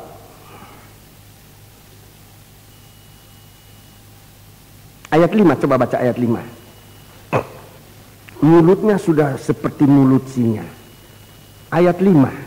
Dan kepada binatang itu diberikan mulut yang penuh kesombongan dan hujat. Ya, ini mulutnya. Mulutnya seperti mulut singa. Sudah punya mulut kayak gini, ditambah mulut lagi. Mulut sudah ada, ditambah mulut lagi. Lebih dari mulut singa. Jadi ucapannya itu bikin lemah orang. Ucapannya selalu membuat orang lain lemah. Ini ucapan dari antikris. Kalau kita tidak sadar dalam mengikut Tuhan menjadi berkat, kita melakukan ini. Oh, itu cari muka. Ini mulutnya siapa ini? Mulutnya siapa? Mau kerja ada yang rajin, dia katakan, oh itu cari muka itu yang satu itu. Orang yang mendengar itu bagaimana kira-kira? Lemah enggak? Kalau enggak kuat-kuat ya lemah. Aku mau kerja dibilang cari muka, minta dipuji. Ini mulut singa, membuat orang jadi lemah, tidak menguatkan. Selalu ucapannya itu membuat orang lemah. Ucapannya tidak menjadi berkat, tetapi melemahkan orang sampai saudara-saudaraku kalau tidak oleh kemurahan Tuhan menjadi gugur imannya. Sebab ucapan-ucapan yang melemahkan ini kita jaga dalam sidang jemaat ini. Jangan sambil melemahkan dengan ucapan-ucapan yang tidak benar. Saudara-saudaraku, itu antikris, itu mulutnya antikris. Dan dikatakan mulut tambah mulut. Dia sendiri sudah punya mulut, dia pindahkan mulutnya ke orang-orang. Dia sudah bicara di sini, dia bicara lagi di sana supaya orang lain lanjutkan. Menjadi begitu banyak mulut. Satu mulut aja sudah begitu melemahkan. Bayangkan kalau mulut itu sudah pindah-pindah dari mulut ke mulut. Wah, sampai orang itu nantinya, aduh saya sudah malu masuk di gereja itu, saya punya dosa diceritakan sana sini. Mulut ke mulut, dari mulut dikasih mulut lagi. Itu antikris. Perjalanan kita di tengah-tengah laut untuk membawa berkat itu melewati ini, melewati mulut, dari mulut ke mulut. Saya mengalami macam ini, sampai rasanya aduh, untuk tampil aja di muka jemaat sudah rasanya tidak mampu. Sebab mulut sudah terlalu banyak. Hanya oleh kemurahan Tuhan. Rasanya malu sekali. Sebab mulut. Dari mulut ke mulut sampai untuk seorang itu bisa tampil lagi. Oh, kalau bisa saya tidak mau masuk gereja itu lagi. Sebab mulut. Ini. Binatang buas. Tidak cukup dengan itu. Naga itu memberi kekuatan dan tahtanya. Dia bertahta. Dia kuat, sulit untuk disingkirkan. Di dalam sidang jemaat. Sebab itu saudaraku, pengikutan kita kepada Tuhan untuk mencapai sampai pada akhirnya bagaikan seorang wanita berjalan dengan seorang pria. Dalam 2 Korintus pasal 11 kita ditunangkan oleh Tuhan. Bagaikan seorang gadis untuk berjalan bersama dia, tetapi supaya kita jaga jangan sampai kita gugur seperti Eva di Taman Firdaus. Dia gugur dari kesetiaan. Mengikut Tuhan ini harus setia sampai pada akhirnya. Kita ditunangkan oleh Tuhan. Ini hal-hal yang aku tidak mengerti. Dalam Amsal mengatakan, pertama, jalan seekor burung Raja Wali di udara. Banyak tantangan, tapi dia bisa lolos. Jalan seekor ular di atas cadas. Banyak kesulitan, tetapi akhirnya Kristus yang dijadikan ular itu, dijadikan kutuk karena kita, dia bisa menjadi berkat untuk menjadi berkat menyelamatkan manusia. Yang terakhir dia menghadapi dalam perjalanan salibnya, dia menghadapi Pilatus. Pilatus sangat berusaha. Pilatus sangat berusaha supaya Kristus tidak disalibkan. Sangat berusaha. Pilatus sangat berusaha supaya Kristus tidak disalibkan. Coba bayangkan, kalau usaha Pilatus berhasil, Yesus tidak disalibkan, kita tidak diselamatkan.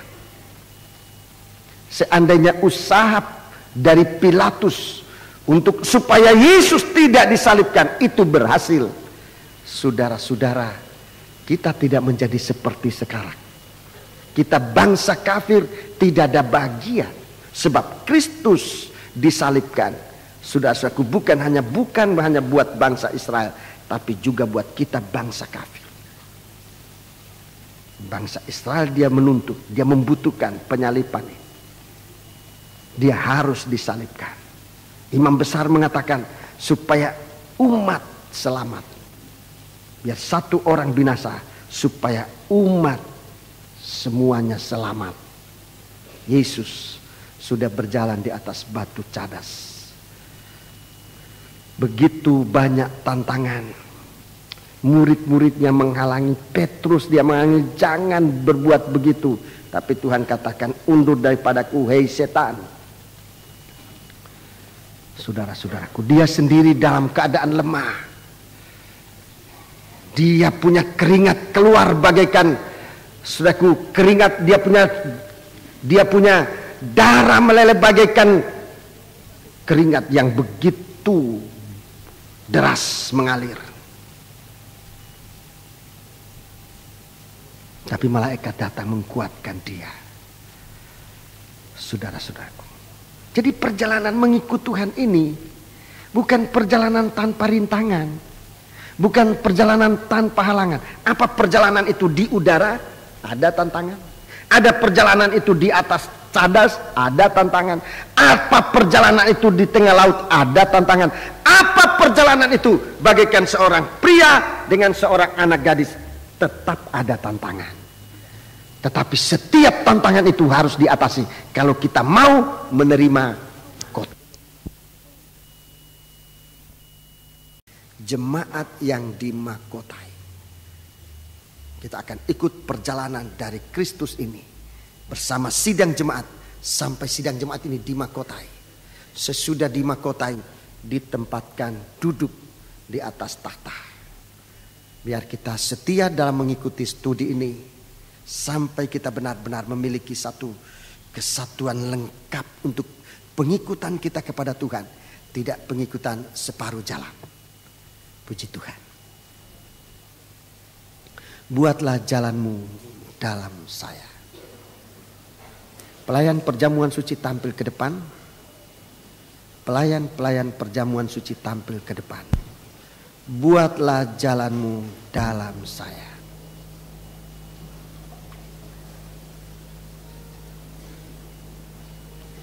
Kita bangkit berdiri.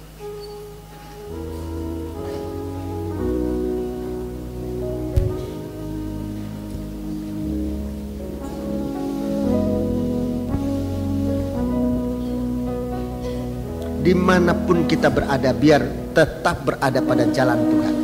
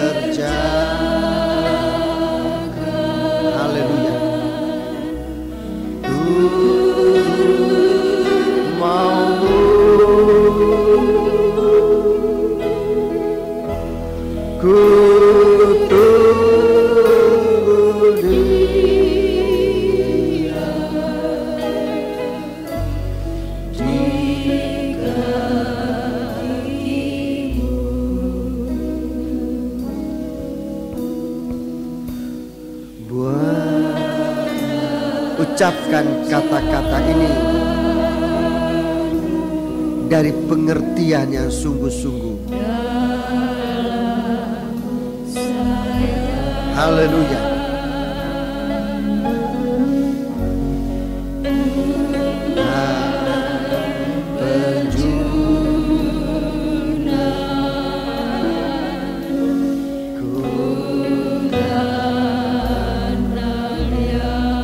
Biar kau kerjakan.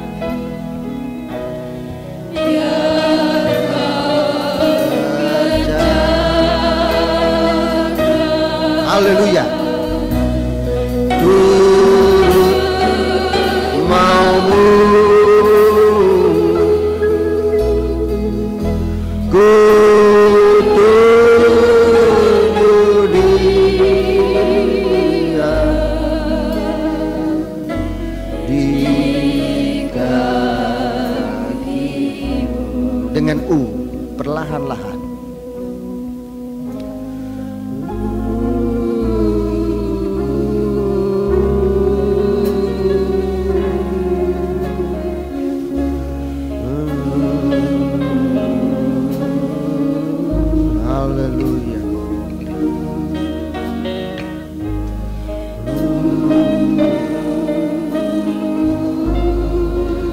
perjalanan saudara di udara, apa bersama Tuhan?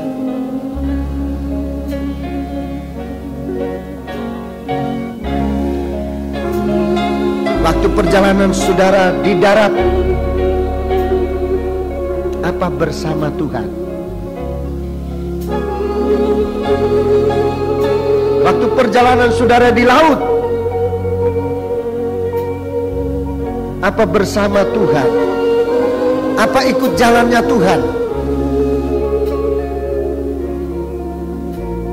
Waktu saudara di dalam rumah tangga, seorang pria dan seorang gadis, seorang wanita, apakah ikut jalannya Tuhan? Coba sambil menyanyikan ini, merenungkan, apa terjadi penyimpangan waktu di udara, waktu di darat, waktu di laut, ataupun dalam rumah tangga, dalam nikah, apa bersama Tuhan atau tidak? Angkat tangan. Biar kau kerjakan. Biar kau kerjakan. Haleluya. Turut mau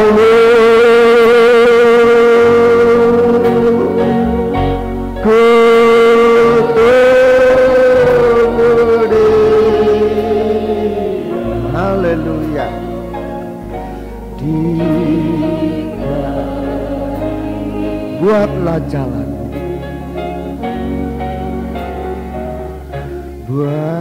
apa selalu kita melihat jalan Tuhan yang Tuhan buatkan bagi kita. Haleluya.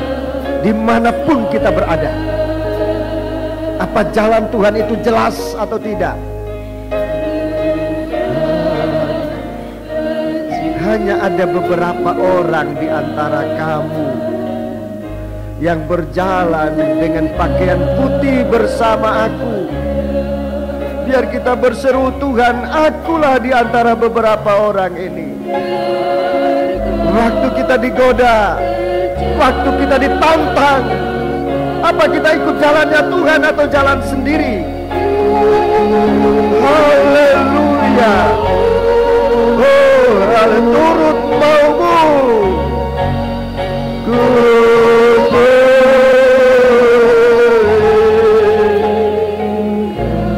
biar kau kerjakan, biar kau kerjakan, biar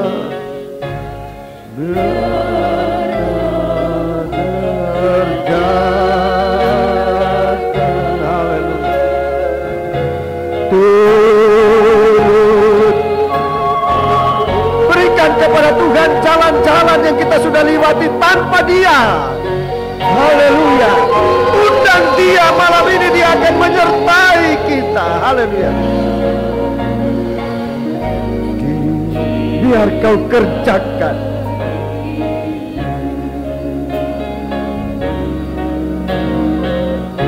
Biar kau kerjakan.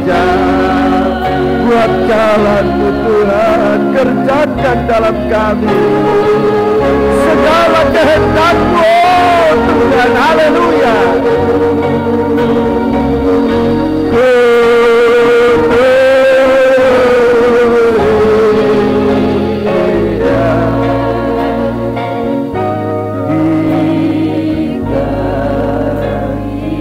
Turunkan tangan, buatlah jalan.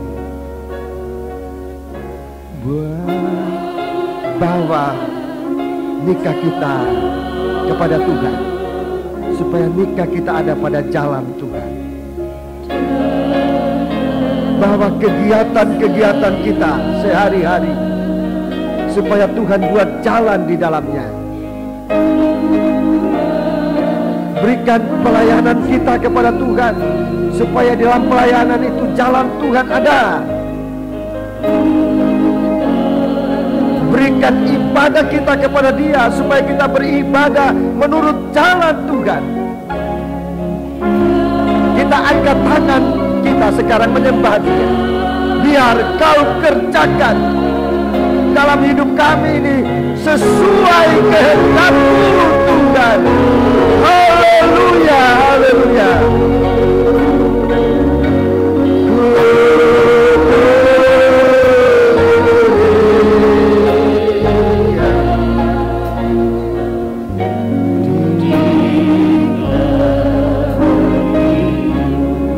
Dengan sambil menyembah Allah.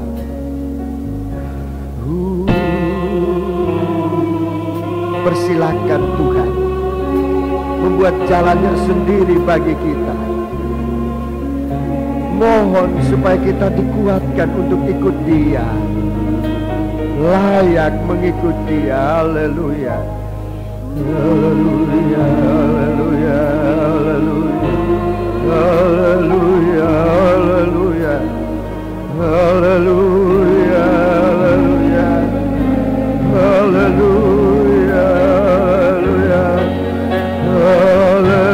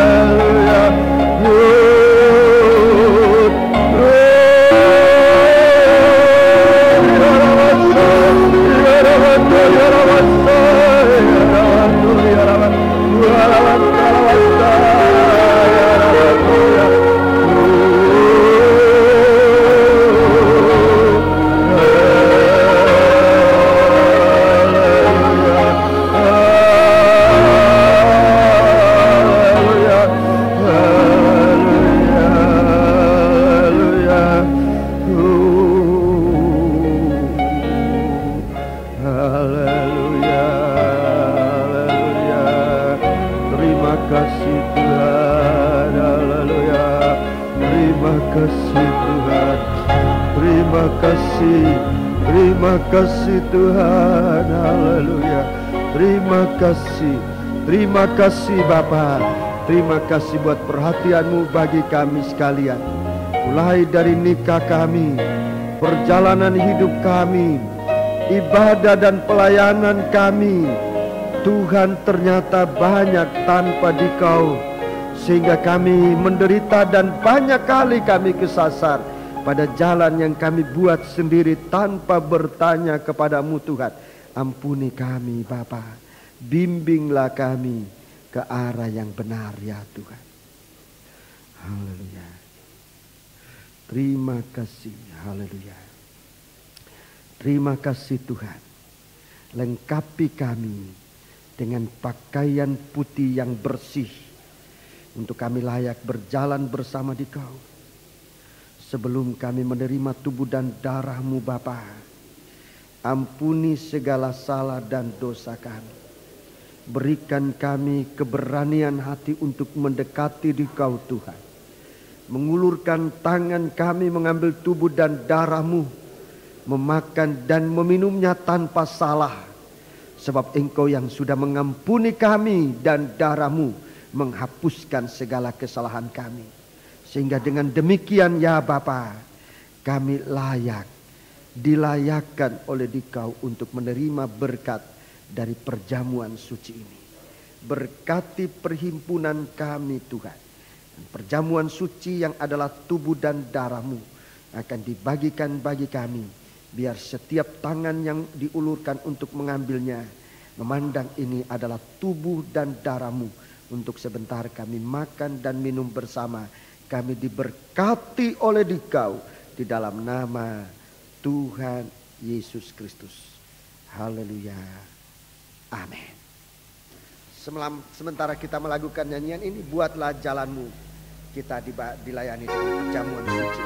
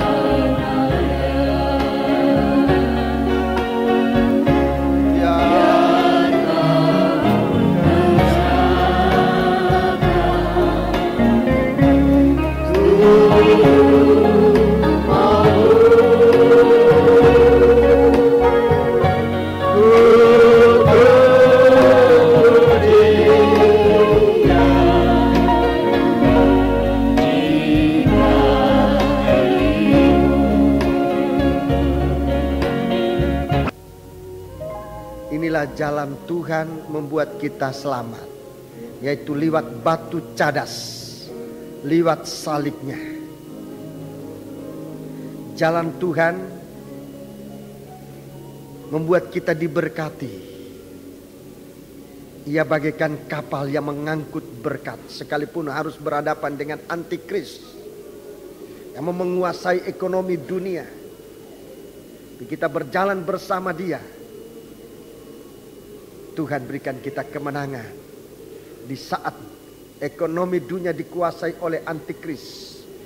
Kita selamat bersama Dia. Di saat kita menantikan Tuhan menghadapi roh-roh durhaka, kita tetap menyucikan diri bersama Dia. Haleluya. Angkat tubuhnya Kristus. Haleluya. Bapa, kami sudah mendengar firman-Mu, membuat kami merindu untuk bersekutu dengan Engkau. Baik dalam perjalanan melewati udara menghadapi roh-roh durhaka. Ajar kami tunduk kepada Dikau. Berjalan di atas batu cadas di mana godaan dan penipuan begitu banyak. Terangkan jalan-Mu bagi kami Tuhan. Jadikan kami berkat sama seperti Engkau sudah menjadi berkat bagi manusia. Tinggal bersama kami dalam nikah kami. Untuk nikah kami dibawa masuk menjadi satu kesatuan tubuh-Mu yang menjadi mempelai wanita. Demikian kerinduan kami. Angkatlah tubuh Kristus ini. Sekarang Bapa, kami akan makan tubuh-Mu ini. Dan biar ini merupakan persekutuan dengan Dikau Tuhan. Sebab apa yang telah kuteruskan kepada kamu, telah aku terima dari Tuhan.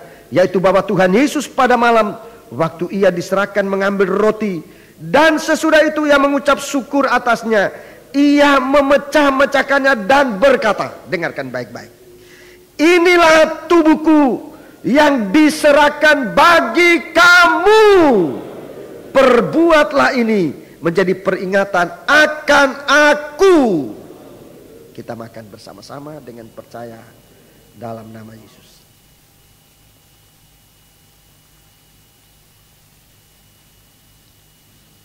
Angkat cawan. Haleluya. Angkat cawan. Dengan tangan kanan lebih tinggi dari kepala. Haleluya. Dengarkan firman Tuhan.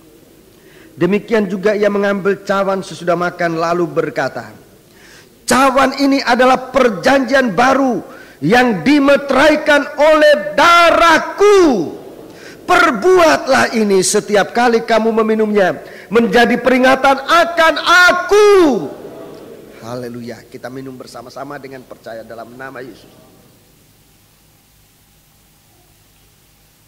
Sambil kita angkat tangan, kita menyembah Tuhan, ucapkan syukur terima kasih kita kepada Tuhan.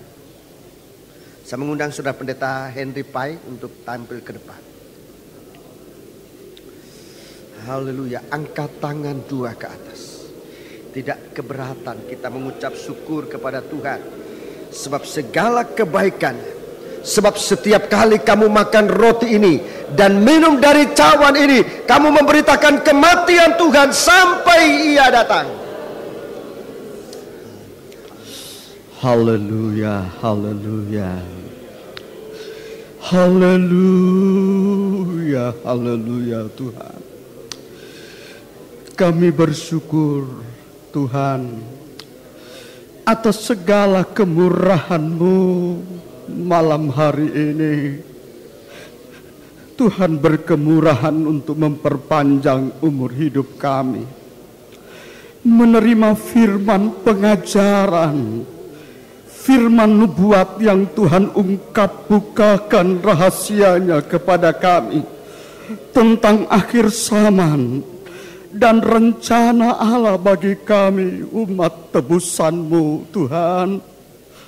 Melewati berbagai-bagai tantangan hidup, menghadapi proses sengsara, kebangkitan untuk kami dipermuliakan bersama dengan Tuhan.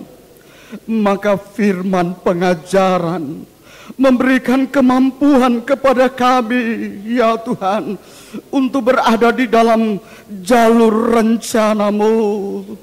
Itulah sebabnya Tuhan, kami hamba-hamba-Mu, umat-umat-Mu, mendambakan kelanjutan dari ungkapan pengajaran firman nubuat dari kitab Wahyu ini, oh Tuhan, agar kami dikuatkan, agar kami diteguhkan iman kami, masuk di dalam rencana Allah, dalam rangka pembangunan tubuh sidang mempelai wanitanya Tuhan.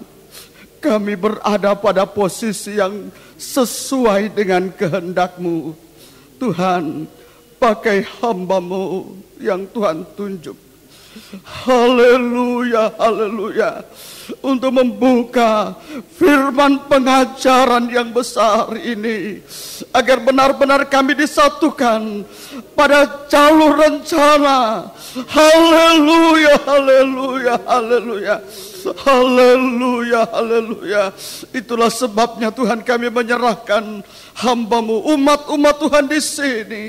Bahkan hamba-hamba Tuhan yang datang pada persekutuan pengajaran ini, agar benar-benar di hari-hari yang terakhir ini berpegang teguh pada pengajaran yang Tuhan karuniakan lewat hamba-hamba-Mu sekarang ini, besok dan sampai selama-lamanya. Haleluya, haleluya. Terima kasih Tuhan buat berkat firman Allah yang sudah Tuhan ungkapkan kepada kami sekalian, menjadi bekal pedoman hidup kami dalam pelayanan, mengarahkan umat-umat-Mu pada jalur rencananya Tuhan. Terima kasih Tuhan atas segala kemurahan dan perhatiannya malam hari ini. Dalam nama Tuhan Yesus Kristus kekasih jiwa kami sudah berdoa. Haleluya. Amin. Saudara duduk sebentar, dengarkan pengumuman yang akan disampaikan.